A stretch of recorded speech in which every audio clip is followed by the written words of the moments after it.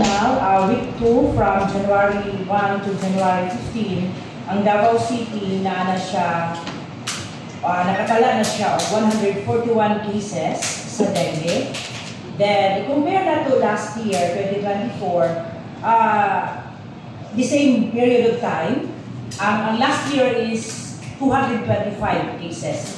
So, bali kung tanaw na to, nag-decrease siya as of karon nga year into 37.3%. But, unfortunately, last year, wala tayo death sa ato ang dengue, but karon na tayo isa sa Bukana. Ang ano niya is from Kidapawan, ang bata, taga Kidapawan din sila, ang ilang resident. Kaya lang, nagbakasyon sila last December, nagbakasyon sila dari sa Davao, sa may Bukana. Then, dito, naanuhan siya, nga nag-fever na. Then, wala may choice, no? So, diri siya namatay. Diri din siya na naitala ang death sa Davao City. So, based sa case investigation ongoing pa karon kung asa yun na-acquire sa bata ang iyang dengue virus. So, nagulat kami ma'am sa update kung asa. Pero specifically, most specifically, kung ano lang siya,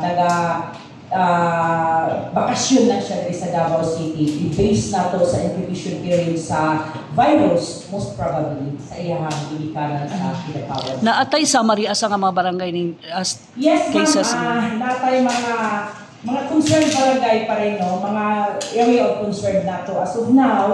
So, ang Bukana, unang-una, kay nanapit sila death. So, ang Bukana is siya 10 cases sa dengue, Buhangin, Kalinan, Katalunan Grande, Tibungko proper, Talumok proper, Saksa, Maa, Indangan, ug Marilog. So, even Marilog, na far-flung areas na siya yung mga kaso sa dengue. So, as of karon yung week, kani siya ng mga barangay nga na-mention ako ang atuang area of focus.